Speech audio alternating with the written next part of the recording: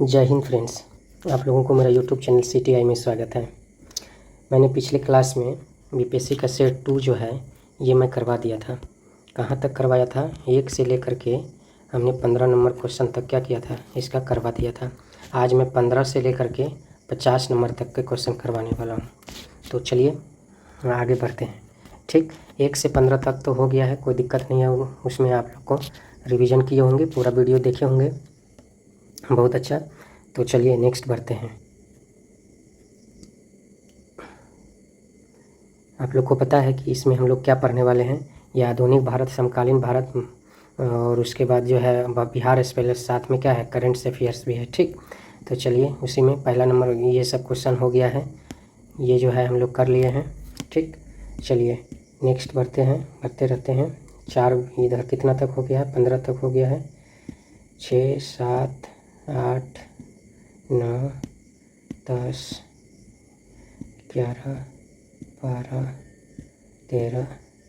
ठीक, एक बार 14 number question हम लोग फिर से देख लेते हैं, शायद पिछले क्लास में हम एक्सप्लेन नहीं करवा पाए थे। ठीक, कहता है कि कांग्रेस खिलाफत स्वराज पार्टी का गठन जो 1927 में के संस्थापक कौन थे? संस्थापक का अध्यक्ष और सचिव है। अध्यक्ष तो चित्तरंजन दास और सचिव मोतीलाल नेहरू। इसका एक्सप्लेन नहीं हो पाया था तो एक्सप्लेन देख लेते हैं। कहता है कि असहयोग आंदोलन की वापसी में मार्च 1922 में गांधी जी की गिरफ्तारी के पश्चात जो है राष्ट्रवादी खेमा में विचार धारात्मक बिखराव आने लगा। कांग्रेस का एक खामा जिनका नेतृत्व चित्तरंजन दास, मोतीलाल नेहरू, हकीम अजमल खान आदि कर रहे थे, उनका मानना था कि राष्ट्रवादी आंदोलनकारी विधान परिषद का बहिष्कार करना बंद कर दे तथा असहयोग को व्यवस्थापिका सभाओं के तक ले जाकर सरकारी प्रस्ताव का विरोध करे तथा सरकारी कार्यों में रुकावट डालने का प्रयास करे। इनके प्रस्ताव को गया में कांग्रेस ने गया में जो है ना कांग्रेस ने 1922 की वार्षिक अधिवेशन में नामंजूर कर दिया था। और तब जो है उन्होंने कांग्रेस को जो है खिलाफत स्वराज पार्टी के गठन की घोषणा 1927 में कर दी और चित्तरंजन दास इसके संस्थापक अध्यक्ष तथा मोतीलाल नेहरू इसके संस्थापक सचिव चुने गए। ठीक, चलिए हम लोग ये पढ़ लिए। उसके बाद हम लोग यदि बात करें तो 15 हो गया था, हम लोग 16 नंबर से बढ़ते हैं।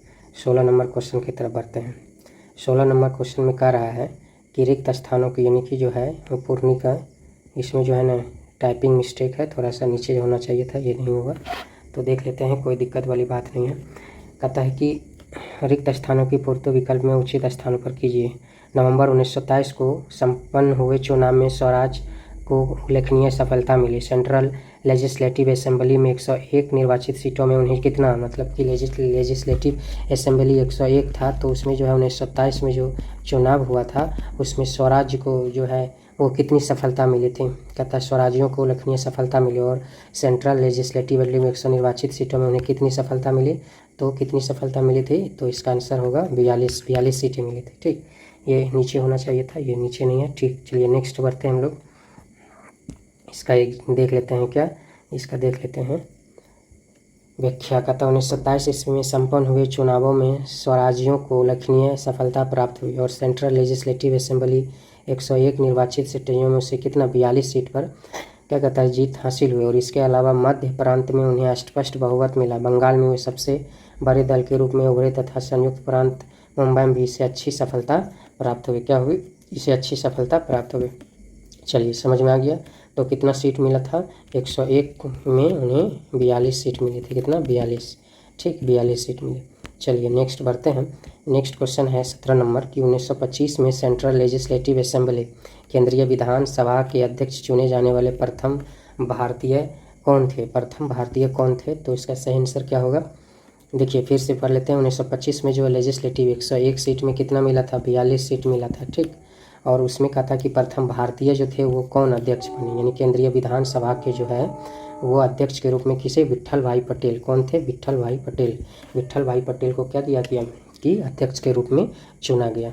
चलिए नेक्स्ट देख लेते हैं। कथा कि अपने छोटे कार्यालय के दौरान स्वराज पार्टी ने अनेक उपलब्धियां प्राप्त की। 1927 चुनाव में अच्छी सफलता तो इस दल को प्राप्त किए ही था। साथ ही 1925 में केंद्रीय विधान सभा CLA में जो है ना क्या कहता है विट्ठल पटेल को अध्यक्ष के रूप में विट्ठल भाई पटेल को अध्यक्ष के रूप में क्या किया, निर्वाचित करने की सफल। और विट्ठल भाई पटेल केंद्रीय विधानसभा का अध्यक्ष बनाने वाले प्रथम क्या थे, प्रथम अध्यक्ष थे, यानी प्रथम भारतीय थे। क्या बनाने वाले, अध्यक्ष बनाने वाले कौन थे, विट्ठल भाई पटेल। ध्यान में रखिएगा, ठीक, विट्ठल भाई पटेल, ठीक, याद रहेगा। अध्यक्ष कौन थे, विट्ठल भाई पटेल। कोई दिक्कत नहीं। तो चलिए नेक्स्ट बढ़ते हैं हम लोग इनका अगले क्वेश्चन की तरफ बढ़ते हैं। निम्नलिखित कथनों पर विचार करें। देखते हैं। कथा 1928 में सार्वजनिक सुरक्षा विधेयक पब्लिक सेफ्टी बिल लेकर आए थे। कब लेकर आए थे पब्लिक सेफ्टी बिल की यदि बात करें तो ये कब लेके आए थे, कहता है कि 1928 में। कितना में, 1928 में। उसके बाद फिर क्या कर रहा है कि सरकार की, देखिए इस सब का ऐसा कथन है तो हम पिछले वीडियो में भी बताया कि सबसे पहले देखना है कि क्वेश्चन में क्या मांग रहा है, तो असत्य मांग रहा है। तो क्या कर रहा है कि निम्नलिखित में जो है ना वो क्या कर रहा है, 1928 में जो है पब्लिक सेफ्टी बिल पर सरकार की पराजय क्या था, स्वराज्यों को महत्वपूर्ण उपलब्धियां थी, तो ये तो सत्य है। उसके बाद कहता है कि स्वराज्यों ने बंगाल में जमींदार के लिए विरुद्ध काश्तकारों की मांग कर समर्थन नहीं किया, ये भी सही है, ने समर्थन नहीं किया। तो कहता है कि कौन सा सत्य है, सत्य इसमें कोई नहीं, तो इसका आंसर क्या हो जाएगा, डी हो जाएगा। ठीक, इसका आंसर क्या हो जाएगा, ध्यान में रखिएगा, इसका आंसर हो जाएगा डी। कोई दिक्कत है तो बताइए। चलिए हम लोग नेक्स्ट बढ़ते हैं। नेक्स्ट है इनका एग्जाम, ये एक्सप्लेन देख लेते हैं। कहता है कि 1928 में सार्वजनिक सुरक्षा विधानमंडल में सरकार के प्रस्ताव को गिरा देना स्वराज्यों को महत्वपूर्ण उपलब्धियां मानी जाती है। वहीं स्वराज्यों को कुछ महत्वपूर्ण कमजोरियां भी थी। कमजोरियों के अंतर्गत स्वराज्यों ने बंगाल में जमींदारी के विरुद्ध काश्तकारों की मांगों का समर्थन क्या किए थे, नहीं किए थे। और काश्तकारों में मुख्यतः मुसलमान थे।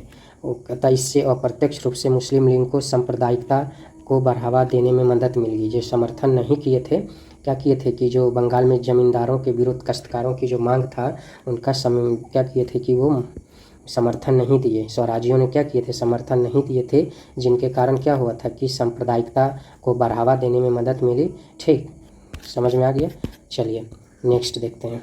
नेक्स्ट क्वेश्चन कह रहा है कि 1920 के दशक में भारतीय राष्ट्रीय आंदोलन में संबंध में अपरिवर्तनवादी से क्या तात्पर्य है। किसकी बात कर रहा है, अपरिवर्तनवादी से क्या तात्पर्य है। तो हम लोग देख लेते हैं, इस टाइप का क्वेश्चन है तो इसको हम लोग थोड़ा सा अपरिवर्तनवादी की यदि बात करें कि जो परिवर्तनवादी नहीं है, इनका मतलब यही हुआ, इनका तात्पर्य यही है कि जो परिवर्तन। तो किसकी बात कर रहा है, 1920 की बात कर रहा है। किसकी बात कर रहा है, 1920 की बात कर रहा है। तो देख लेते हैं। कहता है कि भारतीय राष्ट्रीय आंदोलन में वैसे समूह है जो विधान परिषदों में क्या कहता वकालत कर रहा था, तो ये परिवर्तन है और परिवर्तन नहीं है। भारतीय राष्ट्रीय आंदोलन में शामिल वैसे समूह जो विधान परिषदों में प्रवेश का विरोध कर रहा था, नहीं, ये अपरिवर्तनवादी है। ठीक, तो इसका आंसर क्या हो जाएगा, बी हो जाएगा। ठीक, तो ये भी पढ़ लेते हैं। कहता है भारतीय राष्ट्रीय आंदोलन में शामिल वैसे समूह जो साम्यवादी विचार से प्रभावित थे, कहता ये परिवर्तनवादी है तो अपरिवर्तनवादी नहीं है। उसके बाद कहता भारतीय राष्ट्रीय आंदोलन में शामिल वैसे समूह जो गांधी जी को रचनात्मक कार्यक्रम में विश्वास नहीं रखते थे, ये भी कहता परिवर्तनवादी है, ये भी परिवर्तन हो सकता है। राष्ट्रीय 1920 की दशक की बात कर रहा है भारतीय राष्ट्रीय आंदोलन, तो इसका आंसर क्या हो जाएगा, इसका आंसर क्या हो जाएगा, ध्यान में रखिएगा, इसका आंसर क्या हो जाएगा, इसका आंसर हो जाएगा बी नंबर। भारतीय राष्ट्रीय आंदोलन में शामिल वैसे समूह जो विधान परिषद में प्रवेश का विद्रोह कर रहा था। ठीक, चलिए हम लोग देख लेते हैं इसका देख लेते हैं कि क्या कर रहा है। कहता और सहयोग आंदोलन 1922 में वापसी तथा 1922 में वापसी, गांधी जी की गिरफ्तारी के बाद कांग्रेस में के अंदर राष्ट्रवादियों में विचारात्मक टकराव देखने को मिला। एक वर्ग के लोग विधान परिषद में प्रवेश की वकालत कर रहे थे, वैसे ही लोगों की स्वराजी परिवर्तन कहा गया। मतलब कि यह हुआ कि विधान परिषद में एक वर्ग के लोग जो है वो वकालत कर रहे थे, वकालत ही करने को हम लोग क्या बोलते हैं, स्वराजी या परिवर्तनवादी। ध्यान में रखिएगा। ठीक, स्वराजी या परिवर्तनवादी की बात कर रहा है, और जो वकालत कर रहे थे एक समूह। और क्या कहता है, और परिवर्तनवादी वैसे लोग का समूह कहा गया जो स्वराज्यों के प्रस्ताव का विरोध कर रहे थे। स्वराज का जो प्रस्ताव उसके क्या कहते हैं, विरोध कर रहे थे।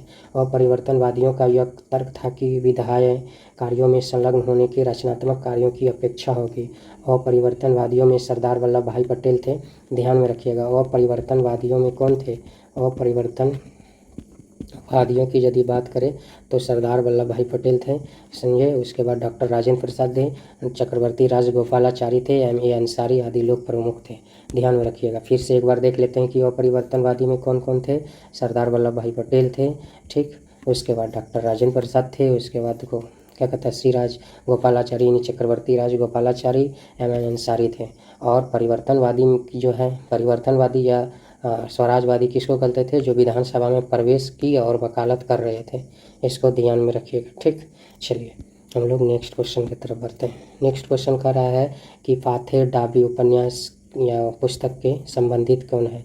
पाथेर डाबी की यदि बात करें तो पाथेर डाबी कौन लिखा है, तो इसका सही आंसर क्या होगा, सचिन क्या था, शरत चंद्र चट्टोपाध्याय। इसका सही आंसर क्या है, शरत चंद्र चट्टोपाध्याय। ठीक, तो कौन है पाथेर डाबी का, शरत चंद्र चट्टोपाध्याय। ठीक, चलिए इसका हम लोग एक्सप्लेन देख लेते हैं। कहता पाथेर डाबी शरत चंद्र चट्टोपाध्याय द्वारा लिखित एक बंगाली उपन्यास है। कैसी उपन्यास है, कौन भाषा में, तो बंगाली उपन्यास है। ध्यान में रखिएगा, बंगाली उपन्यास है। ठीक, उसके बाद फिर क्या कर रहा है, इसे पहली बार 1926 ईस्वी में उपन्यास के रूप में प्रकाशित किया। कितना में, 1926 ईस्वी में उपन्यास के रूप में प्रकाशित किया गया है, जिसे शुरुआत में बनी पत्रिका, कौन सी पत्रिका की यदि बात करें तो कौन सी पत्रिका के नाम है बंगबनी। क्या नाम है, बंगबनी। ध्यान में रखिएगा, बंगबनी पत्रिका के क्रमबद्ध किया गया। यह किताब अंग्रेज़ों के कब्जे वाले भारत पर आधारित है, मतलब कि अंग्रेज़ों ने जो भारत पर कब्जा किया उस पर आधारित है। 1920 में एम.एन. रॉय, अम्बनी मुखर्जी तथा ताशकंद में रहने वाले कुछ प्रवासी भारतीयों ने भारतीय साम्यवादी पार्टी की स्थापना की। ध्यान में रखिए, 1920 में जो एम.एन. रॉय और अम्बनी मुखर्जी तथा ताशकंद में रहने वाले जो कुछ क्या है प्रवासी भारतीय क्या किए, वो साम्यवाद है। ध्यान में रखिए, साम्यवाद पार्टी का क्या किया, स्थापना किया, साम्यवाद पार्टी का स्थापना किया। और 1924 में जो है साम्यवादियों को कानपुर वैसे क्या था, बोल वैश्विक षड्यंत्र, साम्यवादी को क्या किया, बोल वैश्विक षड्यंत्र केस में क्या किया, कारावास की सजा सुना दी।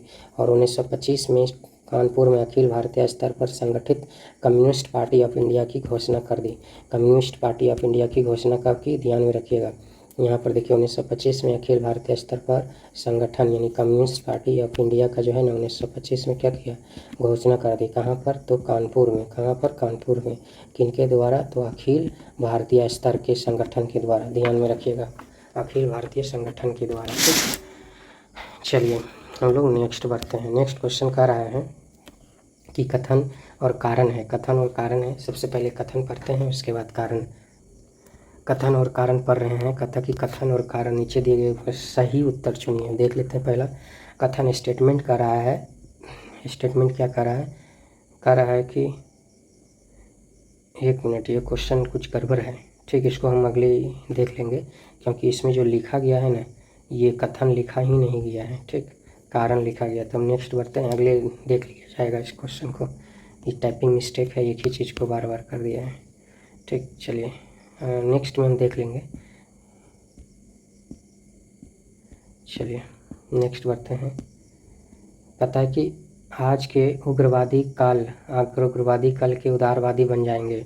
ठीक उसी प्रकार जैसे आज के उदारवादी कल के उग्रवादी थे। यानी कि ये कथन है, तो कथन किसने कहा, कथन बहुत ज़बरदस्त कथन है। कथा आज के जो उग्रवादी है वो आज के उग्रवादी कल के उदारवादी बन जाएंगे। मतलब आज जो है वो जो आज क्या है, उग्रवादी है वो कल क्या बन जाएंगे, कल उदारवादी कहलाएंगे।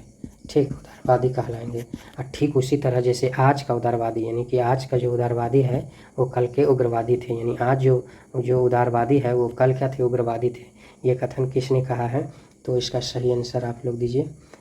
ये कथन किसने कहा है, ये कथन बाल गंगाधर तिलक जी का है। किनका है ये कथन, बाल गंगाधर तिलक जी का है। ठीक, फिर से पढ़ लेते हैं।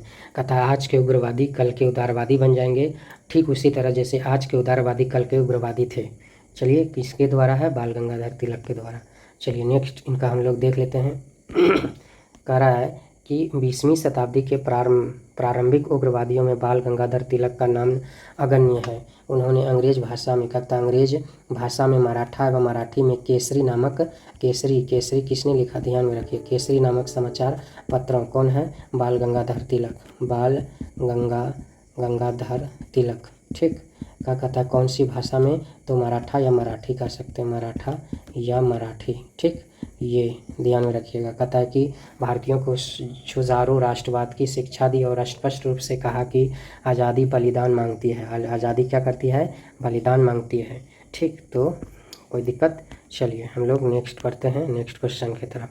नेक्स्ट क्वेश्चन कह रहा है कि भारतीय राष्ट्रवाद के विकास में कुछ वैश्विक घटनाओं का भी योगदान रहा है। निम्नलिखित में कौन सी घटना वैश्विक क्या कहता है वैश्विक घटनाओं को उनका सही और कालक्रम जानने का प्रयास करेंगे। ठीक, कहता है कि इथोपिया द्वारा इटली की सेनाओं का अपमानजनक पराजय क्या कहता है पराजय 1905, जापान द्वारा रूस का पराजय 1896, बोअर युद्ध 1899 से।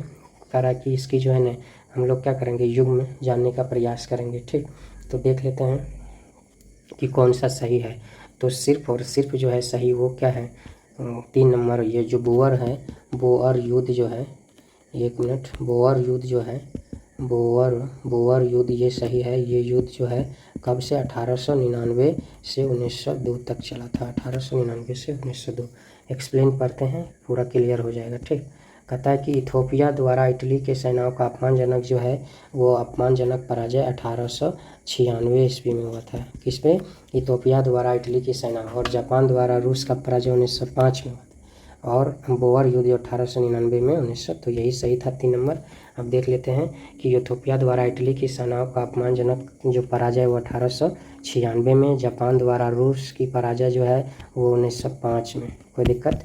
और बोअर युद्ध तो पता है 1899 से 1902 तक चला। कोई दिक्कत है तो बताइए। चलिए हम लोग नेक्स्ट बढ़ते हैं, नेक्स्ट क्वेश्चन की तरफ बढ़ते हैं। नेक्स्ट क्वेश्चन कहता है 24 नंबर, भारतीय विश्वविद्यालय अधिनियम कब पारित किया गया? भारतीय विश्वविद्यालय अधिनियम यदि बात करें तो कब पारित किया गया? भारतीय विश्वविद्यालय अधिनियम 1904 में पारित हुआ। कब हुआ? 1904 में। ठीक, ध्यान में रखिएगा 1904 में। चलिए एक्सप्लेन देख लेते हैं। भारतीय विश्वविद्यालयों की राजनीतिक क्रांतिकारियों की उपज तैयार करने के लिए फैक्ट्री के दौर पर अंग्रेजों द्वारा वर्णित किया जाता है। 1904 में भारतीय विश्वविद्यालय अधिनियम, भारतीय विश्वविद्यालय जो है ना अधिनियम जो है वो कब लाया गया? विश्वविद्यालय अधिनियम ये कब लाया गया? विश्वविद्यालय अधिनियम जो है वो 1904 ईस्वी में लाया गया। ध्यान में रखिएगा कितने में? 1904 ईस्वी में। ठीक, उसके बाद कहता है विश्वविद्यालय पर सरकारी नियंत्रण और कड़ा कर दिया गया।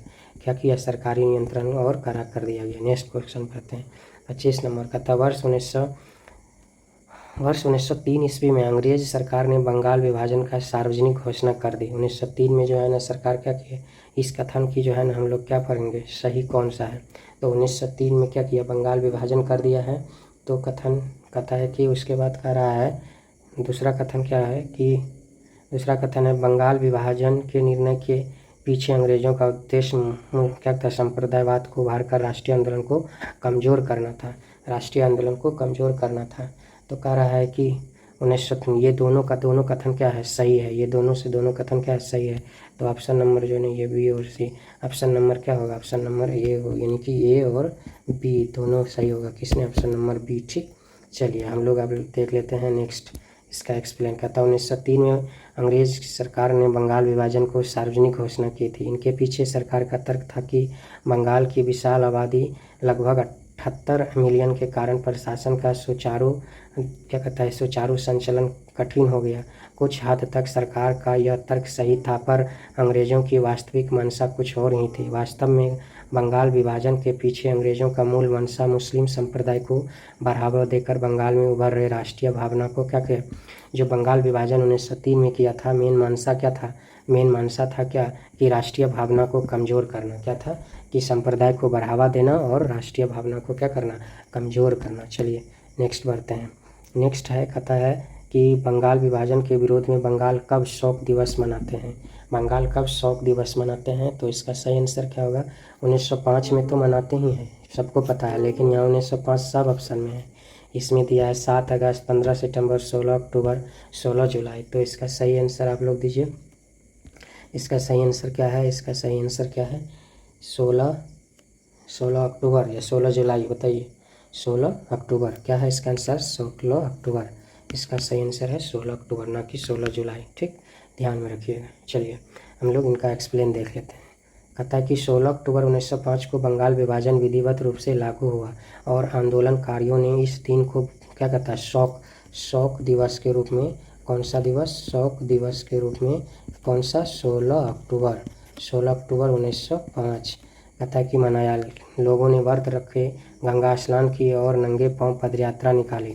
पदयात्रा करते हुए उन्होंने वंदे मातरम गीत भी गाया और आगे चल वंदे मातरम, सुलजा शुक्लम मया शीतलम सस्य श्यामलम मातरम वंदे मातरम, है ना, वंदे मातरम। वंदे मातरम की यदि बात करें तो इनकी रचयिता बंकिम चंद्र चटर्जी हैं, बंकिम चंद्र चटर्जी हैं, ये भी ध्यान में रखिएगा। और ये आनंद मठ से लिया गया है, आनंद मठ से लिया गया है, ठीक। ये उपन्यास है बंकिम चंद्र चटर्जी जी का। और आगे चल के ये भारत का क्या बन गया और वर्तमान में भी क्या है, भारतीय स्वतंत्रता आंदोलन का मुख्य गीत बन गया। वर्तमान में भारत का राष्ट्रीय गीत के रूप में भी वंदे मातरम है, ठीक। चलिए, इतना समझ में आ गया। हम लोग नेक्स्ट बढ़ते हैं। नेक्स्ट की यदि बात करें कि भारतीय राष्ट्रीय कांग्रेस ने अपने किस वर्ष वार्षिक अधिवेशन में स्वराज की प्राप्ति को अपना मुख्य लक्ष्य, कहता है कि स्वराज की प्राप्ति को अपना मुख्य लक्ष्य घोषित कर दिया था। किस वर्ष अपना मुख्य लक्ष्य घोषित कर दिया था, तो इसका 27 नंबर का आंसर क्या होगा सही। तो हम लोग कहाँ पे किसकी बात करेंगे, तो कोलकाता 1906 में, कोलकाता 1906 में, ठीक। चलिए, इतना समझ में आ गया। अब हम लोग आगे बढ़ते हैं। आगे है क्या, आगे एक्सप्लेन देख लेते हैं। कहता है भारतीय राष्ट्रीय कांग्रेस के दिसंबर 1906 में कोलकाता में अपनी वार्षिक अधिवेशन में दादा भाई नेरोजी की अध्यक्षता, ध्यान में रखिएगा, 1906 में जो है वो वार्षिक अधिवेशन जो है, वार्षिक अधिवेशन जो हुआ था कहाँ पे, कोलकाता में, ठीक। कहता कि अधिवेशन में जो है, अधिवेशन में इसकी अध्यक्षता कौन के थे।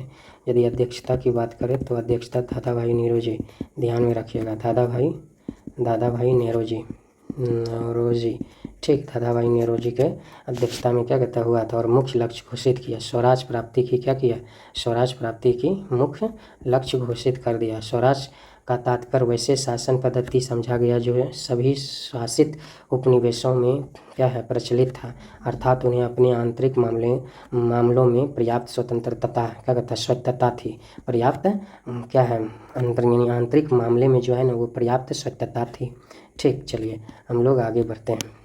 आगे कह रहा है कि स्वराज आंदोलन के यानी स्वदेशी आंदोलन के कार्यकर्ता के अनिवार्य अध्ययन करने के लिए पुस्तक निर्देशित की गई है।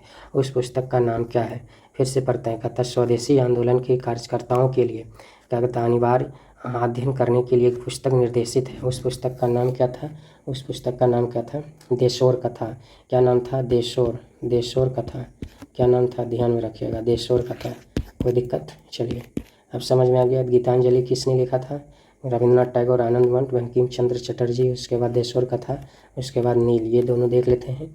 चलिए, हम लोग कहता है कि ये ध्यान में रखिएगा, यही हम लोग क्या बात कर रहे हैं कि ये जो है, चलिए यहाँ देख लेते हैं। कहता भारतीय राष्ट्रीय कांग्रेस के 1906 में, ये तो हम पढ़ लिए थे, ये 1 मिनट इसका देख लेते हैं। कहता अरविंद घोष के करीबी सहयोगी सखा राम गणेश दौस्कर ने 1904 में देशोर कथा प्रकाशित किए थे। तो देशोर कथा कौन लिखे, ध्यान में रखिएगा। देशोर कथा जो है वो देशोर कथा किनका लिखा हुआ है, ये जो है अरविंद घोष के करीबी सहयोगी सखाराम गणेश क्या कहता है, सखाराम गणेश दौस्कर, ठीक। सखाराम गणेश दौस्कर इस पुस्तक के स्वदेशी आंदोलन की कार्यकर्ता, स्वदेशी आंदोलन के जो है कार्यकर्ता से प्रेरित है। यह पुस्तक स्वदेशी आंदोलन के कार्यकर्ता के लिए अनिवार्य अध्ययन की पुस्तक बनाने के अलावा कई नुक्कड़ नाटकों और लोकगीत के सृजन हेतु प्रेरणा भी बनी। 1910 में औपनिवेशिक सरकार द्वारा इस पुस्तक को प्रतिबंधित करने से पूर्व इनकी 15,000 प्रतियां बिक चुकी थी। कितनी प्रतियां, 15,000, मतलब वो प्रतिबंधित कर दिए थे इस किताब को। 1910 में क्या किए थे कि सरकार के द्वारा जो तभी के जो अंग्रेज़ों के द्वारा है वो क्या किए, उनको प्रतिबंधित कर दिए। तब तक जो है 15,000 वो बिक चुके थे, ठीक। चलिए, हम लोग आगे देखते हैं। कहता है कि राष्ट्रीय शिक्षा परिषद की अध्यक्षता कब की गई थी, राष्ट्रीय शिक्षा परिषद की अध्यक्षता कब की गई थी। तो इसका सही आंसर क्या होगा, ध्यान में रखिएगा। इसका सही आंसर है 15 अगस्त 1906, 15 अगस्त 1906, 1905 नहीं, 15 अगस्त 1906, ध्यान में रखिएगा। कब की गई थी, 15 अगस्त 1906 में, ठीक। किसकी बात करते हैं, तो राष्ट्रीय शिक्षा परिषद, किसकी बात कर रहे हैं? तो राष्ट्रीय शिक्षा परिषद। कोई दिक्कत? चलिए हम लोग नेक्स्ट इसका एक्सप्लेन देख लेते हैं। पता है बंगाल विभाजन के प्रतिक्रिया स्वरूप स्वदेशी आंदोलन में छात्रों की भागीदारी को दबाने के लिए ब्रिटिश सरकार के प्रयासों तथा राष्ट्रवादियों के वर्चस्व वाले संस्थानों के अनुदान संबद्धता और छात्रवृत्ति को रोकने के खतरे के परिणाम स्वरूप ब्रिटिश शैक्षणिक संस्थाओं के बहिष्कार के आंदोलन का जोर पकड़ा। ब्रिटिश सरकार के इस कार्यों के परिणाम स्वरूप राष्ट्रीय स्कूलों की स्थापना हुई और साथ ही 15 अगस्त 1906 में जो है ना नेशनल काउंसिल ऑफ एजुकेशन राष्ट्रीय शिक्षा परिषद भी स्थापना की गई। तो ध्यान में रखिएगा कब की गई? 1906 में, और नेशनल काउंसिल ऑफ एजुकेशन की स्थापना की गई। चलिए हम लोग नेक्स्ट बढ़ते हैं। नेक्स्ट क्वेश्चन कर रहा है कि निम्नलिखित कथनों पर विचार कीजिए। और कथन क्या बोल रहा है? कथन कहता है असत्य कथन पर ध्यान दीजिए। The philosophy of the Mumbai नामक प्रसिद्ध पुस्तक की रचना चंद्रशेखर आज़ाद ने की। The philosophy of the Mumbai कहता है कि जो इसकी रचना कौन की थी? कि चंद्रशेखर आज़ाद नहीं की थी, भगवती चरण बोहरा किए थे। ठीक, कौन किए थे? भगवती चरण बोहरा। दूसरा पढ़ते हैं सूर्यसेन चटगांव शस्त्रागार लूट से संबंधित थे जो अप्रैल 1931 में घटित हुआ था। कहता है कि सूर्यसेन चटगांव जो है ना 1931 नहीं किए थे, 1930 में किए थे सूर्यसेन चटगांव। ठीक, सूर्यसेन चटगांव की यदि बात करें शस्त्रागार लूट 1931 नहीं 1930। और ये चंद्र क्या कहता है? चंद्रशेखर आज़ाद नहीं किए थे। The philosophy of the Mumbai कौन किए थे? भगवती चरण बोहरा किए थे। ठीक, तो ये दोनों कथन असत्य है। तो इसका आंसर क्या हो जाएगा? यानी इसका आंसर हो जाएगा बी, ए बी दोनों। ठीक, चलिए हम लोग इसका एक्सप्लेन देख लेते हैं। ठीक, कहता है कि देखिए वही चीज़ लिखा हुआ है। कहता है कि द फिलोसफी ऑफ बॉम्ब नामक प्रसिद्ध पुस्तक की जो रचना है वो भगवती चरण बोहरा के द्वारा किया गया। और सूर्यसेन चटगांव शस्त्रागार लूट जो म्यांमार में पड़ता था। ठीक, 1930 में वो घटित हुए थे। ठीक, ध्यान में रखिएगा। चलिए अब हम लोग देख लेते हैं। कह रहा है कि क्या कह रहा है देख लेते हैं। कह रहा है कि ये है सूची 1 है, जो सूची 1 में क्या कहता है कि आंदोलन के दौरान संस्थापित, तथा सूची 2 जो है वो कह रहा है कि सम्मिलित कीजिए और क्या है? चलिए फिर देख लेते हैं। फिर कहता है कि ये है सूची 1 और ये सूची 2 है। ठीक, इसके बारे में देख लेते हैं। कहता है कि लोकखीर भंडार का जो काल है वो नहीं, लोकखीर भंडार जो है वो सरला देवी होगा। तो सरला देवी, लोकखीर भंडार सरला देवी, यानी ये ए का यदि 5 करें। ठीक, ए का 5 कहाँ है? उसके बाद फिर क्या कहता है कि कॉमिकल फैक्ट्री की यदि बात करें तो प्रफुल्ल चंद्र राय होना चाहिए। कॉमिकल फैक्ट्री यानी बी का 2 होना चाहिए, बी का 2। ठीक, बी का 2 होना चाहिए। उसके बाद कहता है एक मिनट, सरला देवी भी है। उसके बाद फिर क्या कहता है? लोकखीर। और उसके बाद फिर क्या कह रहा है कि इंडियन स्टोर सी का जो है ना, सी का इंडियन स्टोर क्या है? जोगेश्वर चंद्र क्या है? जोगेश्वर चंद्र चौधरी, यानी कि सी का 6 होना चाहिए, सी का 6। उसके बाद फिर क्या कर रहा है कि स्वदेशी भंडार की यदि बात करें तो रविंद्रनाथ टैगोर, यानी डी का 1 होना चाहिए। ठीक, इसका इस हिसाब से कूट मिल रहा है। कहता है कि इसका कूट क्या मिल रहा है? ए का 3 नहीं है। जगदीश चंद्र बसु नहीं मिल रहा है। चलिए देख लेते हैं इसका जो मिला नहीं मिला तो हम लोग एक्सप्लेन में देख लेते हैं। इसका जो जैसे सी का 3 कहाँ है? सी का 6 ये इस नंबर में है, 1 में मिल रहा। 3 2 6 1 3 2 इसका ऑप्शन नंबर बी होगा। 1 ही मिल रहा है तो इसी पे देख लेते हैं। ठीक, चलिए एक्सप्लेन देख लेते हैं। एक्सप्लेन क्या कर रहा है? कह रहा है कि लोकखीर भंडार 1903, सरला देवी, केमिकल फैक्ट्री 1892, प्रफुल्ल चंद्र राय, इंडियन स्टोर 1901, क्या था? जोगेश चंद्र चौधरी, स्वदेशी भंडार 1897, रविंद्रनाथ टैगोर। ठीक, चलिए हो गया, इतना समझ में आ गया। नेक्स्ट क्वेश्चन की तरफ बढ़ते हैं। कहता है कि निम्नलिखित कानूनों पर विचार कीजिए। भारतीय प्रेस अधिनियम, राजद्रोह क्षरण का अधिनियम। इसमें कहता है कि कालक्रम के बारे में संयोजित करना है। कालक्रम के बारे में संयोजित करना है तो हम लोग जान लेते हैं। उसके बाद कहता है कि राष्ट्रीय प्रेस, यदि राष्ट्रीय प्रेस की बात करें, राष्ट्रीय प्रेस अधिनियम है वो कब हुआ था? राष्ट्रीय प्रेस अधिनियम की यदि बात करें तो 1910 में, ध्यान में रखिएगा 1910। उसके बाद कहता है कि राजद्रोह क्षरण का अधिनियम जो है वो 1907 में हुआ था। कितना में? 1907 में। उसके बाद भारतीय समाचार पत्र अपराध हेतु प्रेरण अधिनियम, अपराध हेतु प्रेरण जो है ये कितना में हुआ था, ये 1908 में हुआ था। कितना में, 1908 में। उसके बाद कहता भारतीय दंड विधि संशोधन, भारतीय दंड विधि संशोधन जो है ये कब हुआ था, भारतीय दंड विधि संशोधन की यदि हम लोग बात करें तो ये कितना में हुआ था, ये 1908 में हुआ था, 1908 में। ठीक, ये 1908 में हुआ था, ये भी कहते हैं 1908 में। अब ध्यान में रखिए, हम लोग देख लेते हैं इसका क्रम, कथा की सही काल क्रम चुनिए। तो 1907 सबसे पहले 2 नंबर जाएगा, उसके बाद 2 नंबर के बाद जाएगा 3 नंबर, 4 नंबर, फिर 1 नंबर, 3 नंबर, 4 नंबर, 1 नंबर, 2 3 2 2 3 4 1। तो इसका ऑप्शन नंबर क्या हो जाएगा, सी। ठीक, चलिए एक्सप्लेन देख लेते हैं।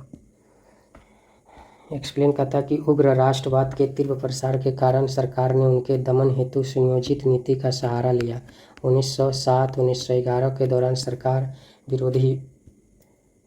विरोधी आंदोलन को कुचलने के लिए कुछ नए कानूनों का निर्माण किया गया। और कथा की कानून में देख लेते हैं, जैसे राजद्रोह अधिनियम 1907 में, उसके बाद भारतीय समाचार पत्र अपराध हेतु प्रेरणन अधिनियम 1908 में, भारतीय दंड विधि संशोधन अधिनियम 1908 में, और भारतीय प्रेस अधिनियम 1910 में। उसके बाद कहता है कि एक और देख लेते हैं कि भारतीय अपराध हेतु प्रेरणन अधिनियम 1908 और भारतीय दंड विधि अधिनियम 1908 से पहले लाया गया था। ठीक, चलिए हम लोग देख लेते हैं, इतना समझ में आ गया। अब नेक्स्ट क्वेश्चन की तरफ, कथन है, उसके बाद फिर कारण है। कथन कारण देख लेते हैं।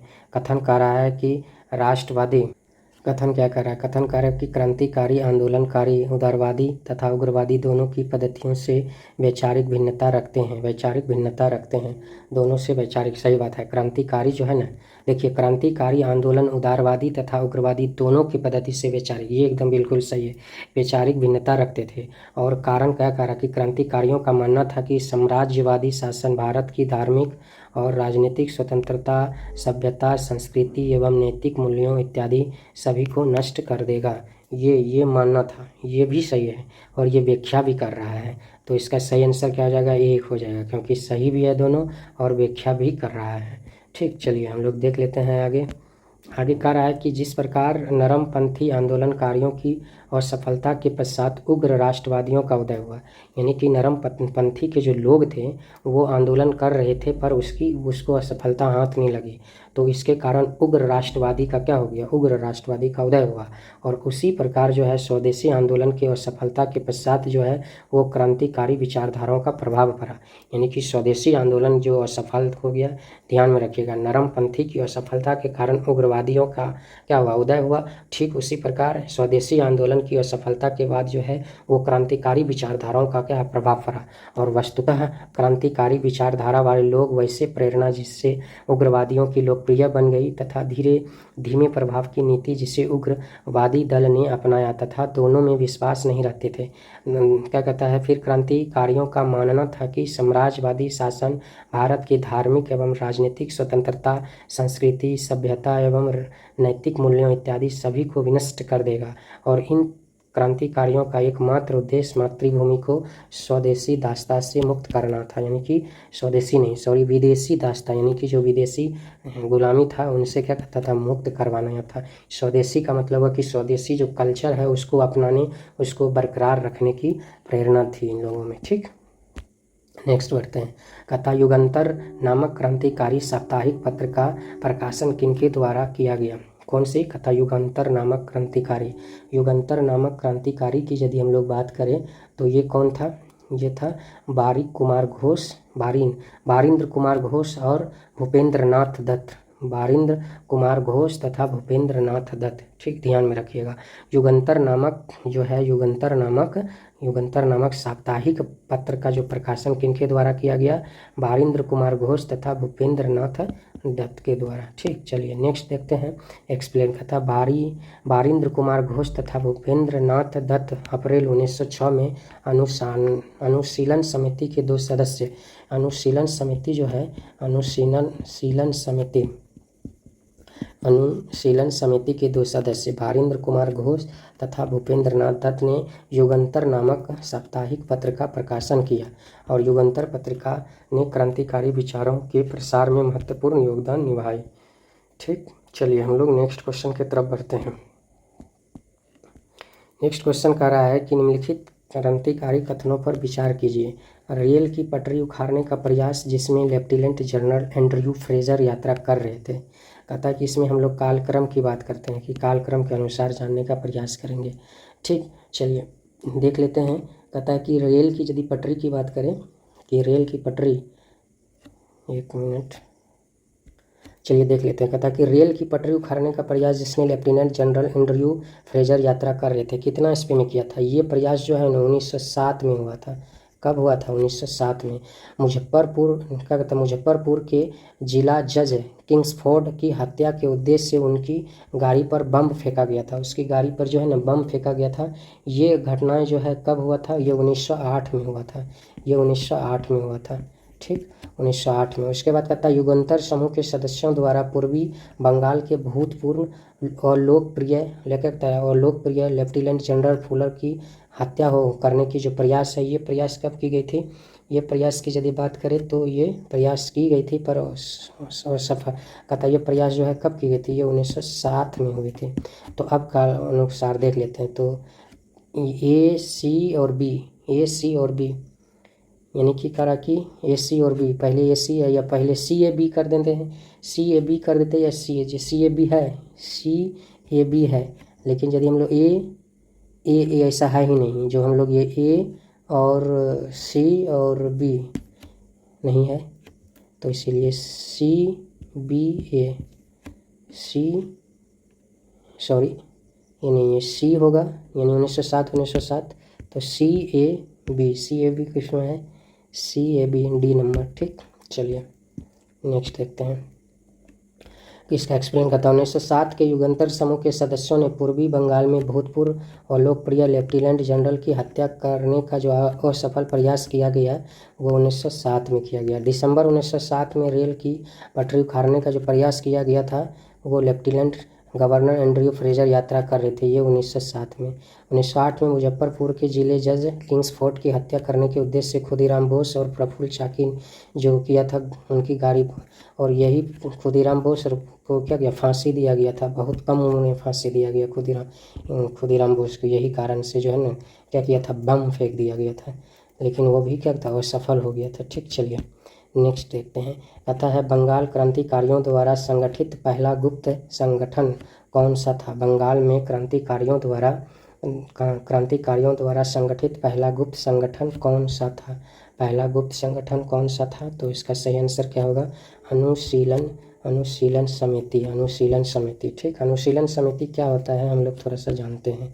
कहता है कि वैसे तो 1870 में बंगाल के छात्रों द्वारा गुप्त समितियों का गठन का प्रयास किए जाने लगा था, किंतु ये समितियां ज़्यादा सक्रिय नहीं हो पा सके। बंगाल में क्रांतिकारियों का प्रथम गुप्त संगठन अनुशीलन समिति बना। क्या हुआ? बंगाल में जो है, बंगाल में ध्यान में रखिएगा, कहता है कि बंगाल में क्रांतिकारियों का प्रथम गुप्त संगठन जो है अनुशीलन समिति माना जाता है, जिनका गठन 1902 ईस्वी में हुआ था। अनुशीलन समिति का जो है गठन, तो ध्यान में रखिए, अनुशीलन समिति का जो है वो गठन कब हुआ? अनुशीलन समिति का गठन 1902 में माना जाता है। और जबकि कोलकाता में इनके ज्ञान की गठन, इसका जो गठन है प्रफुल्ल मित्रा ने किया। जतीन्द्रनाथ बनर्जी एवं बारिंद्र कुमार घोष द्वारा प्रसिद्ध क्रांतिकारी इस संगठन से जुड़े थे। इन संगठनों से क्या किए थे? जुड़े थे। चलिए हम लोग नेक्स्ट क्वेश्चन बढ़ते हैं। अभिनव भारत नामक क्रांतिकारी की स्थापना कब और कहाँ की गई? कौन सी? तो अभिनव भारत।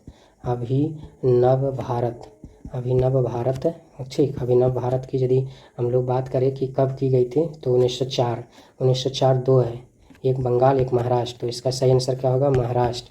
1904 में की गई थी। कहाँ पर? महाराष्ट्र में। चलिए हो गया। हम लोग अब नेक्स्ट बढ़ते हैं। नेक्स्ट इसका एग्जाम देख लेते हैं। कहता है कि बंगाल और महाराष्ट्र में बंगाल और महाराष्ट्र भारत में क्रांतिकारी आंदोलन के दो प्रमुख केंद्र हैं। एक महाराष्ट्र रहे हैं, एक बंगाल रहे हैं। ठीक, उसके बाद कहता है कि अभिनव भारत नामक क्रांतिकारी संगठन का जो स्थापना 1904 में महाराष्ट्र में हुई। कहाँ पर? महाराष्ट्र में की गई थी। इससे पूर्व 1899 में सावरकर बंधुओं विनायक दामोदर सावरकर एवं गणेश दामोदर सावरकर जो है ना, ये मित्र गोला नामक गुप्त स्थान पर गठन किया था। कौन सा मित्र मेला नामक गुप्त सभा का गठन किया और मित्र मेला से ही अभिनव भारत नामक क्रांति घाटी का क्या हुआ, जन्म हुआ। यानी कि मित्र मेला से ही एक तरह से हम लोग कह सकते हैं क्या हुआ था कि वो मित्र मेला से ही अभिनव भारत क्रांतिकारी का गठन का जन्म हुआ। ठीक, चलिए हम लोग नेक्स्ट क्वेश्चन की तरफ देखते हैं। नेक्स्ट क्वेश्चन का था कि अभिनव भारत नामक क्रांतिकारी संगठन से जुड़े अनंत कान्हेर नामक व्यक्ति ने जैक्सन नामक एक अंग्रेज की हत्या कर दी थी। जैक्सन कौन थे? यानी कि इसी जो अभिनव भारत 1904 में महाराष्ट्र में क्या हुए थे, महाराष्ट्र में इनका गठन हुआ था और जो है इन्हीं संगठन से जुड़े हुए एक व्यक्ति थे जिनका नाम थे आनंद कान्होर, क्या कहते हैं, कान्हेर, आनंद कान्हेर। और वो क्या किया था कि जैक्सन नामक एक अंग्रेज की हत्या थी। आखिर वो जैक्सन कौन थे, तो उसी के बारे में बात करेंगे कि जैक्सन आखिर कौन थे। तो आप लोग आंसर दीजिए, जैक्सन कौन थे। ठीक, तो जैक्सन जो है वो क्या थे, नासिक के जिला मजिस्ट्रेट थे। कौन थे? नासिक के जिला मजिस्ट्रेट थे। कोई दिक्कत? चलिए हम लोग इसका एक्सप्लेन देख लेते हैं। कहता है कि 1904 में अभिनव भारत संगठन के गठन के बाद इसका फैलाव महाराष्ट्र के अनेक क्षेत्रों में हुआ। शीघ्र ही बम्बई, पुणे एवं नासिक बम बनाने वाले केंद्र के रूप में उभरे। 1909 में नासिक के जिला मजिस्ट्रेट मिस्टर जैक्सन की हत्या आनंद कान्हेर, ध्यान में रखिएगा किसकी बात कर रहे हैं, आनंद कान्हेर। कौन थे? मजिस्ट्रेट थे। क्या थे? जिला मजिस्ट्रेट। मिस्टर जैक्सन की हत्या और क्रांतिकारी ने कर दी। कौन किया? कान्हेर। और आनंद कान्हेर का संबंध अभिनव भारत नामक क्रांतिकारी संगठन से था। ठीक, चलिए हम लोग आगे देखते हैं। कहता है कि अनुसूची दिया हुआ है गदर पार्टी कहाँ पर किया गया था, तो सेंट फ्रांसिस्को। गदर पार्टी की यदि बात करें तो सेंट फ्रांसिस्को। ए का जो है 3 कहाँ है, बी नंबर में है। तो ज़्यादा टेंशन लेने की नहीं, हम लोग ज़्यादा दिमागी नहीं लगाना है। ऑप्शन मिला, आंसर हो गया। ठीक, चलिए एक्सप्लेन देख लेते हैं। कहता कि गदर पार्टी यदि बात करें तो सेंट फ्रांसिस्को यूएसए में, इंडिया हाउस की बात करें तो ब्रिटेन में, यूनाइटेड इंडिया हाउस की बात करें तो सिएटल क्या कहता है यूएसए में, स्वदेशी सेवक गृह जो है वैंकूवर कनाडा में। ठीक, कोई दिक्कत? चलिए हम लोग नेक्स्ट क्वेश्चन की तरफ बढ़ते हैं। नेक्स्ट क्वेश्चन कह रहा है कि एक क्रांतिकारी समाचार पत्र द इंडियन सोशलिस्ट का प्रकाशन कहाँ किया जाता था। कौन सी पत्रकार की बात कर रहे हैं? द इंडियन सोशलिस्ट का जो प्रकाशन वो कहाँ किया जाता था, तो द इंडियन सोशलिस्ट का प्रकाशन जो है वो लंदन में होता था। कहाँ पे होता था? लंदन में होता था। चलिए एक्सप्लेन देख लेते हैं। कहता है कि श्यामजी कृष्ण वर्मा ने 1905 में लंदन में इंडिया हाउस नाम से एक क्रांतिकारी संगठन की स्थापना की। इस संस्था का उद्देश्य अंग्रेज सरकार को आतंकित कर स्वराज प्राप्त करना था। यहाँ से एक समाचार पत्र द इंडियन सोशलिस्ट का क्या प्रकाशन भी इन्होंने प्रारंभ किए थे। ठीक, चलिए अब हम लोग आगे देखते हैं। आगे 41 नंबर क्वेश्चन का रहा कि क्रांतिकारियों का उद्देश्य आतंकवाद नहीं अपितु क्रांति है। क्रांतिकारियों का जो उद्देश्य है वो कोई आतंकवाद नहीं है अपितु क्या है, क्रांति है। और क्रांति का उद्देश्य भारत में राष्ट्रीय सरकार की स्थापना है। क्या है? राष्ट्रीय सरकार की स्थापना। क्रांति का मतलब क्या है? राष्ट्रीय सरकार की स्थापना। तो इस कथन को क्या कहता कि किसने कहा? इस कथन को सुभाष चंद्र बोस। किनके द्वारा? उपयुक्त कथन किनका था? सुभाष चंद्र बोस का। ठीक, चलिए हम लोग इसका एक्सप्लेन देख लेते हैं। क्रांतिकारियों के उद्देश्य को लेकर के विभिन्न राष्ट्रवादी विचारधारा वाले लोग के बीच कोई भ्रांति नहीं थी। इसी परिप्रेक्ष्य में सुभाष चंद्र बोस ने कहा था कि क्रांतिकारियों का उद्देश्य केवल आतंकवाद नहीं अपितु क्रांति है। और क्रांति का उद्देश्य क्या है? भारतीय राष्ट्रीय सरकार की स्थापना करना। भारत में राष्ट्रीय सरकार की क्या करना? स्थापना करना। चलिए नेक्स्ट पढ़ते हैं। कथा की निम्नलिखित क्रांतिकारी घटनाओं गतिविधियों पर विचार कीजिए। दिल्ली षड्यंत्र की यदि बात करें तो कब की गई थी? दिल्ली षड्यंत्र की यदि बात करें तो ये 23 दिसंबर 1912 में। कितना में? 23 दिसंबर 1912 में। 1912 में। उसके बाद गदर पार्टी की स्थापना यदि बात करें तो गदर पार्टी की स्थापना कब हुआ था? गदर पार्टी की यदि स्थापना की बात करें तो कब हुआ था? एक मिनट, ये दिल्ली षड्यंत्र जो है ना 23 दिसंबर 1912 को नहीं हुआ था। कब हुआ था? 1912 को नहीं हुआ था। दिल्ली षड्यंत्र की जो है ना 1912 में हुआ था, पर एग्जैक्ट देखिए 1912 में हुआ था। 1912 तो ठीक है, लेकिन 1912-13 में हुआ था, एग्जैक्ट डेट नहीं है। ठीक, ये जो है ना 23 यानी कि हम लोग 23 दिसंबर जो है ना वो वायसराय लॉर्ड हार्डिंग के काफिले पर बम फेंका गया था 23 दिसंबर 1912 को। 23 दिसंबर 1912 को क्या गया था, फेंका गया था। और गदर पार्टी तो आप लोग जानते ही होंगे कि 1 नवंबर, गदर पार्टी तो सबको पता होगा कि 1 नवंबर जो है 1913 में। और सैन फ्रांसिस्को सबको पता है, सैन फ्रांसिस्को। चलिए अब देख लेते हैं क्या कहता है कामागाटा मारू। कामागाटा मारू की यदि बात करें, ये हो गया इसका कालक्रम, अब समझ में आ गया। अब ये कामागाटा मारू नहीं है, हाँ है ना, कामागाटा मारू प्रकरण ये भी है। कामागाटा मारू प्रकरण जो है यहाँ पर रेट में था तो दिखाई नहीं दिया, हमको लगा यही। ठीक, चलिए कोई बात नहीं। कामागाटा मारू जो प्रकरण है ये कब हुआ था, ये घटना जो है ना 1914 में हुआ था। ठीक, चलिए कोई दिक्कत, तो हम लोग देख लेते हैं इसका ऑप्शन सही आंसर क्या हो जाएगा। सही आंसर हो जाएगा डी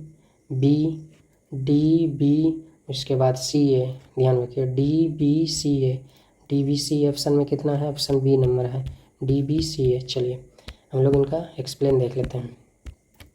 कहता है कि वायसराय लॉर्ड हार्डिंग के काफिले पर बम जो फेंका गया था वो यही बम 23 दिसंबर 1912 में फेंका गया था। और दिल्ली षड्यंत्र केस जो है लॉर्ड हार्डिंग पर बम फेंकने पर लोगों को जो मुकदमा, देखिए वो तभी ठीक था, दिल्ली षड्यंत्र जो है वो बम फेंकने के बाद हुआ था। तो केस जो हुआ था तो वो जब बम 23 दिसंबर 1922 में तो 1912 में तो बम फेंका गया था, लेकिन वही के दिल्ली षड्यंत्र में जो है ना मुकदमा जो चला था 1912-13 में चला था। गदर पार्टी जो है वो 1 नवंबर 1913 और उसके बाद कामागाटा मारू जो प्रकरण 1914। ठीक, चलिए नेक्स्ट बढ़ते हैं।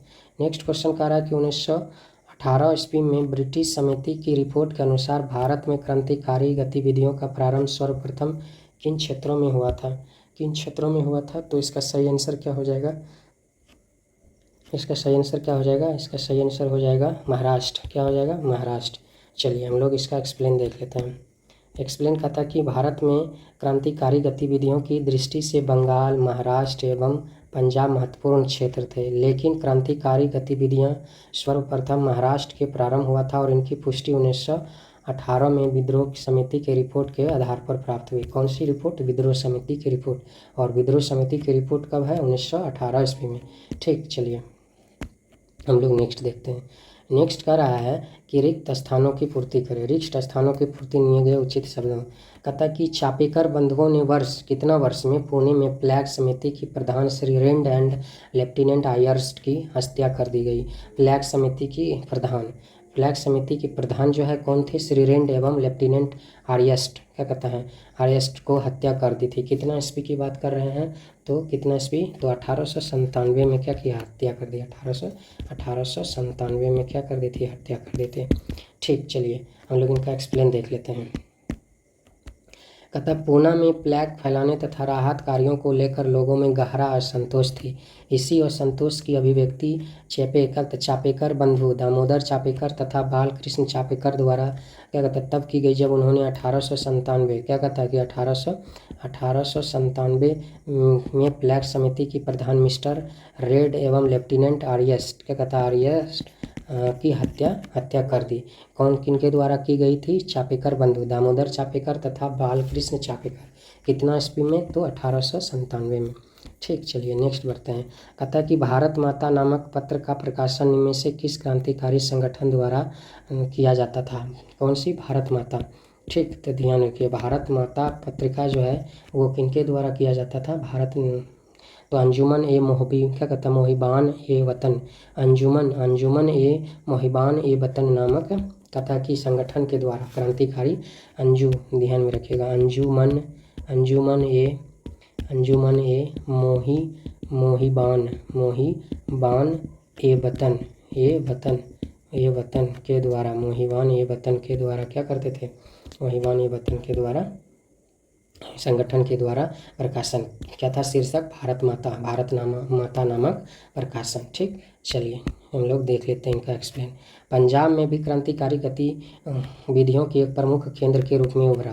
पंजाब के इसके उदय में अनेक तत्वों में महत्वपूर्ण भूमिका निभाई। इसमें लगातार 2 अकालों के बावजूद भू राजस्व एवं सिंचाई करों की अत्यधिक वृद्धि, जमींदारी द्वारा आरोपित बेगार एवं बंगाल की घटनाओं को महत्वपूर्ण योगदान था। इसी रूप में अजीत सिंह ने लाहौर में, इसी बीच क्या कहता है कि इसी रूप में लाहौर में, ध्यान में दीजिएगा, इसी बीच में जो है ना रूप में लाहौर में अंजुमन ए मोहिबान ए वतन नामक क्रांतिकारी समिति का गठन किया गया और भारत माता नामक एक प्रकाशन किया गया। और इस प्रकाशन में अजीत सिंह ने अनेक क्रांतिकारी लेख लिखे तथा लोगों के दमन एवं उत्पीड़न के विरुद्ध हेतु आने के लोग आह्वान किया। क्या किया? आह्वान किया। ठीक, चलिए नेक्स्ट बढ़ते हैं। कहता कि निम्नलिखित में से किस विदेश मंत्रालय के सहयोग से भारतीय क्रांतिकारी ने जिम्मेर योजना का क्या किया? सूत्रपात किया। कौन सी योजना? तो जिम्मेर मेन योजना। ठीक, जिम्मेर मेन योजना का सूत्रपात किया। तो कहाँ से किया गया? तो यानी कि किस विदेश मंत्रालय से? तो इसका सही आंसर क्या होगा? जर्मनी से। कहाँ से? तो जर्मनी से। चलिए नेक्स्ट देख लेते हैं एक्सप्लेन। कहता यूरोप में क्रांतिकारी विधियों के प्रचार के दृष्टि से जिम्मेर मेन योजना की महत्वपूर्ण भूमिका थी। वीरेंद्रनाथ चट्टोपाध्याय, भूपेंद्रनाथ दत्त, लाला हरदयाल आदि ने 1915 ईस्वी में जर्मन विदेश मंत्रालय के सहयोग से जिम्मेर मेन योजना का सूत्रपात किया। कौन सी योजना? जिम्मेर मेन, ध्यान में रखिएगा, जिम्मेर मेन योजना का सूत्रपात किया, जिसके तहत बर्लिन कमेटी फॉर इंडिपेंडेंस की शुरुआत की गई। और इसका उद्देश्य जो है विदेशों में रह रहे भारतीयों को ब्रिटिश शासन के विरुद्ध संगठित करना था और प्रवासी भारतीयों को भारत जाकर क्रांतिकारी गतिविधियों को संचालित करने हेतु प्रेरित करना था। ठीक, समझ में आ गया? तो चलिए नेक्स्ट पढ़ते हैं। नेक्स्ट क्या है? नेक्स्ट क्वेश्चन है, कहता कि बाघा जातिन क्या है? बाघा जातिन की मृत्यु किस स्थान पर पुलिस के संघर्ष करते हुए हो गए थे? अब बाघा जतीन की मृत्यु कहाँ पर हो गई थी? तो बालासोर में। कहाँ पर हो गई थी? बालासोर में। ठीक, चलिए हम लोग देख लेते हैं कि बाघा जतीन की बात करते हैं। बाघा जतीन जो है मुखर्जी, जिन्हें बाघा जतीन यानी जतीन मुखर्जी जिसे बाघा जतीन के नाम से भी जाना जाता था, कहता है बंगाल के एक प्रमुख क्रांतिकारी थे। इनके नेतृत्व में बंगाल के क्रांतिकारियों के विभिन्न स्थानों पर क्रांतिकारी गतिविधियों को अंजाम दिया गया था। सितंबर 1905 में उड़ीसा तट पर स्थित बालासोर नामक स्थान पर पुलिस के साथ लड़ते हुए बाघा जतीन शहीद हो गए थे। कब? 1915 में उड़ीसा के तट पर, ध्यान में रखिएगा, 1915 में उड़ीसा के तट पर क्या किए थे? लड़ते हुए पुलिस से शहीद हो गए थे। चलिए नेक्स्ट पढ़ते हैं। नेक्स्ट क्वेश्चन है, कहता है कि कथन है, उसके बाद फिर क्या कहता है? कारण है। कथन करते हैं प्रथम विश्व युद्ध की यदि बात करें तो कहता है कि प्रथम विश्व युद्ध ने भारतीय क्रांतिकारियों एवं विदेशी में रह रहे क्रांतिकारियों में उत्साह का संचार किया। ये तो बात सही है। कहता है कि क्रांतिकारियों को यह आशा थी कि युद्ध के पश्चात ब्रिटेन भारत के स्वशासन के संबंध में ठोस कदम उठाएगा। कहता है यह आशा थी, नहीं, ये गलत है, ये जो है गलत है। तो ये जो है क्या हो जाएगा? ये सही और आर गलत, ये सही और आर गलत, ऑप्शन सी नंबर हो जाएगा। ठीक, यही आंसर हो जाएगा। चलिए देख लेते हैं। कहता है कि दरअसल यह आशा थी कि ब्रिटेन युद्ध के बाद भारत में स्वशासन के लिए ठोस कदम उठाएगा और उदारवादी उग्रवादियों ने के थे, ना कि क्रांतिकारियों के, यानी कि क्रांतिकारियों के मन में नहीं थे ये बात, ये उदारवादियों के मन में थे और उग्रवादियों के मन में। लेकिन क्रांतिकारी ऐसे नहीं। क्रांतिकारियों के युद्ध को ब्रिटेन के विरुद्ध क्रांतिकारी गतिविधियों को संचालित करने का अवसर में देखा था ताकि साम्राज्यवादी सत्ता को उखाड़ फेंक सके, और इस आधार पर उन्हें उत्साह का संचार हुआ था। चलिए नेक्स्ट देखते हैं। नेक्स्ट कहता है कि भारत को होम रूल आंदोलन किस देश के इसी प्रकार के आंदोलन से प्रेरित थे? कहता है कि होम रूल आंदोलन की यदि बात करें तो किस सेम ऐसे ही आंदोलन जो है वो किस आंदोलन से प्रेरित थे? तो आयरलैंड के आंदोलन से। कहाँ से? तो आयरलैंड के आंदोलन से। चलिए एक्सप्लेन देख लेते हैं। कहता है कि होम रूल, भारत में होम रूल आंदोलन आयरलैंड के होम रूल लीग के तर्ज पर आधारित थे। दरअसल 1914 ईस्वी में जो है बाल गंगाधर तिलक ने जेल से रिहा होने के पश्चात सरकार को अपना सहयोगात्मक रुख समझाने का प्रयत्न किया और तिलक का मानना था कि हिंसा के प्रयोग से भारतीय स्वतंत्रता की प्रक्रिया रुकावट आ सकती है और फलतः उन्होंने आयरिश होम रूल जैसे आंदोलन द्वारा भारतीय की दशा में सुधार लाने की घोषणा की। दिमाग में रखिएगा, होम रूल यदि बात करें कौन सी, home rule league, home rule league कितनी की बात करें, होम रूल लीग की यदि बात करें तो 1914, और 1914 कहाँ की थी तो आयरलैंड, ठीक, आयरलैंड के तर्ज पर था, आयरलैंड से प्रेरित था। चलिए देख लेते हैं नेक्स्ट क्वेश्चन कह रहा कि निम्नलिखित कथनों पर विचार कीजिए। एनी बेसेंट ने क्या बोल रहा है, एनी बेसेंट ने 1900, पहले हम लोग पढ़ते हैं कि कौन सा सही है, सही पढ़ रहा है। एनी बेसेंट ने 1916 में मद्रास के all India home rule league की स्थापना की, होम रूल लीग की स्थापना की, कथा की स्थापना की थी। कितना, एनी बेसेंट ने 1916 में होम रूल की स्थापना की थी, कथा की होम रूल की स्थापना की थी। कथा की अप्रैल 1916 में, अप्रैल में नहीं की थी, ये गलत बोल रहा है, ये सितंबर में किया गया था। उसके बाद कथा की बाल गंगाधर तिलक ने अपनी इंडियन होम रूल की स्थापना सितंबर 1916 में की गई थी। बाल गंगाधर सितंबर में जो है ना होम रूल की गई थी। तो ये क्या कह रहा है कि नहीं, ये सितंबर में नहीं की गई थी, ये जो नहीं, ये अप्रैल में की गई थी, तो ये भी गलत। कथा तिलक ने अपनी पहली home rule meeting Belgaum Karnataka में की गई थी, बिल्कुल सही, अपनी पहली मीटिंग जो है ना ये बेलगांव कर्नाटक में की। तो इसका ये केवल 3 नंबर कौन है, सी, तो इसका आंसर क्या हो जाएगा 3 नंबर। इसका एक्सप्लेन देख लेते हैं। कथा एनी बेसेंट ने सितंबर 1916 ना कि अप्रैल, ठीक, ये सितंबर में किया ना कि अप्रैल में होम रूल की स्थापना की थी मद्रास में। कथा कि तिलक जो है ना वो अप्रैल में की थी न कि सितंबर में, ठीक, ध्यान में रखिएगा। एनी बेसेंट जो है वो सितंबर, यानी कि एनी बेसेंट की यदि बात करें तो होम रूल जो है ये एनी बेसेंट जो है ये सितंबर में किए थे 1916 में। ये कहाँ पे किए थे, मद्रास में, ठीक। और यदि तिलक की बात करें तो तिलक की यदि बात करें तो ये अप्रैल में किए थे, कि कहाँ पर किए थे, अप्रैल 1916 में, ठीक, यह स्थापना की, कोई दिक्कत नहीं। चलिए हम लोग 50 क्वेश्चन तक पढ़ लिए हैं। ये देखिए हम पार्ट 1 में जो है इनका सेट पार्ट 1 में हम लोग पढ़ लिए थे कितना, 1 से लेकर के 15 तक। ये थोड़ा लंबा हो गया है। इसका पार्ट 2 की यदि बात करें तो ये हम लोग पढ़ लिए कितना, 16 से लेकर के 50 तक, ठीक। तो लगभग 50 क्वेश्चन हो गया, 100 क्वेश्चन और है, 2-3 एपिसोड इस तरह से मतलब सीरीज में आएगा, 2-3 सीरीज में आएगा। पार्ट 1 हो गया, पार्ट 2 हो गया, अब हम लोग पार्ट 3 में जो है 10, 15, 20 क्वेश्चन फिर लेंगे, पार्ट 3 में ऐसे करके लेंगे, हो जाएगा। आप लोग यदि यहाँ तक वीडियो देख लिए, अच्छा लगा तो लाइक कर दीजिए, सब्सक्राइब कर लीजिए और अपने दोस्तों मित्रों को भेजिए। और जो यूट्यूब चैनल CTI है इनको सब्सक्राइब कर लीजिए, बहुत मेहनत से बनाते हैं, ठीक। ये जो है आराम से आप लोग को यदि बढ़िया लगा तो अपने दोस्तों मित्रों तक ज़रूर शेयर कीजिए। धन्यवाद, जय हिंद।